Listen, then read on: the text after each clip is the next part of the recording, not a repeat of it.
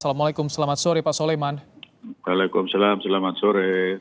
Baik, Pak Soleman tadi disampaikan oleh Kasa bahwa kemungkinan terdeteksi di kedalaman 850 meter. Sedangkan untuk KRI Nanggala 402 ini daya jelajahnya di kedalaman 500 meter. Apa yang bisa Anda cermati Pak Soleman dari hasil keterangan tadi Pak Soleman? Wah, kalau sudah masuk 800 meter berarti badannya itu sudah retak-retak itu. Berarti air sudah masuk ke dalam badan kapal itu. Bisa-bisa kapal sudah berantakan itu, sudah kena tekanan air itu. Baik. Kalau 800 meter. Artinya 850 meter itu tekanan air sangat besar sekali Pak Soleman di sana ya? Ya, betul sekali. Dengan tekanan air yang begitu besar sehingga badan kapal sudah tidak mampu lagi untuk menahannya. Sehingga dia bisa pecah kapalnya. Baik. Kita juga menyoroti soal life support Pak Soleman yang sedih tentu kita mendengarnya tadi pada Sabtu dini hari life supportnya sudah melebihi beberapa jam dari ambang batas life supportnya Pak Soleman. Iya betul, memang maksimumnya untuk oksigennya itu 72 jam.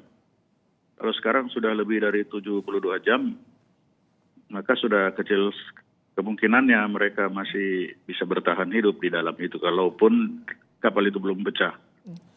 Untuk kru pelaut di kapal selam ini Pak Soleman, apakah ada yang menyertakan barang-barang untuk life support mereka ketika keadaan genting terjadi di sana, masing-masing harus dibawa Pak Soleman biasanya? Kalau itu kan setiap kapal sudah standar, sudah punya alat.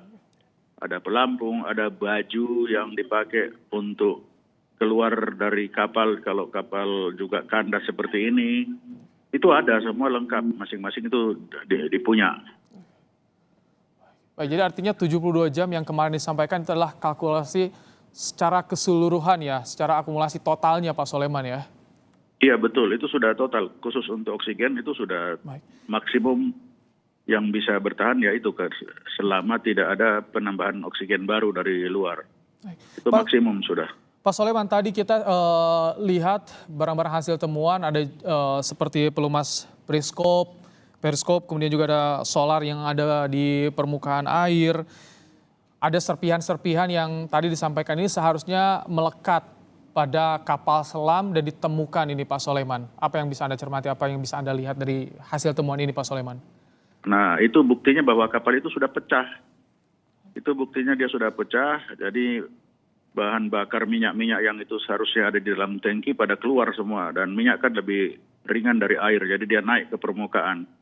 Kemudian nanti akan ditemukan juga serpihan-serpihan mungkin seperti kasur, pelampung. Itu kalau dia bisa lolos dari badan kapal, pasti dia akan naik ke permukaan. Nah, kalau sudah ada ditemukan serpihan kecil-kecil begitu, ya itu buktinya bahwa kapal ini sudah pecah di bawah air itu. Baik. Pak Soleman, Anda di Angkatan Laut juga tentu sudah mengetahui bagaimana evakuasi dalam keadaan darurat. Hal-hal apa Pak Soleman yang bisa menghambat seorang prajurit ketika berada di kapal selam? Ini sangat susah untuk proses evakuasi mandiri Pak Soleman. Iya memang. Jadi untuk evakuasi kapal selam seperti ini, kalau anak buah di dalam kapal itu sudah tidak bisa apa-apa, ya susah juga untuk mengevakuasi mereka. Karena untuk membuka hatch itu yang di conning tower, jadi pintu yang keluar itu harus dibuka dari dalam. Nah kalau mereka dari dalam sudah tidak bisa membuka, itu akan susah, itu yang pertama. Yang kedua, kalaupun mereka bisa membuka, mereka harus keluar satu persatu, naik ke permukaan pakai, ada baju alat khusus itu untuk dipakai. Tapi yang pernah dicoba itu hanya sampai kedalaman 50 meter ya. Kalau misalkan sampai 100 meter, tidak tahu saya alatnya itu masih kuat atau tidak. Itu alat-alat yang ada di dalam kapal. Kemudian yang ketiga itu bisa dengan kapal selam mini. Yang dia nanti kapal selam itu duduk di atas lubang yang ada di kapal selam Nanggala itu. Nah lagi-lagi di situ kendalanya kalau dari dalam kapal tidak bisa membuka lubang itu, ya akan susah juga. Lubang yang di kapal Nanggala itu tidak bisa dibuka dari luar, dari kapal. Jadi walaupun ada kapal selam mini yang nanti akan merescue, ya untuk manusia agak susah kalau orang-orang di dalam kapal selam itu sudah tidak bisa membuka hatch-nya itu. Oh. Biasanya kenapa tidak bisa dibuka dari dalam? Itu dengan kondisi seperti apa Pak Soleman biasanya? Itu memang harus dibuka dari dalam, tidak bisa dari luar. Baik. Karena kan dikunci itu, pintu itu dikunci dari dalam.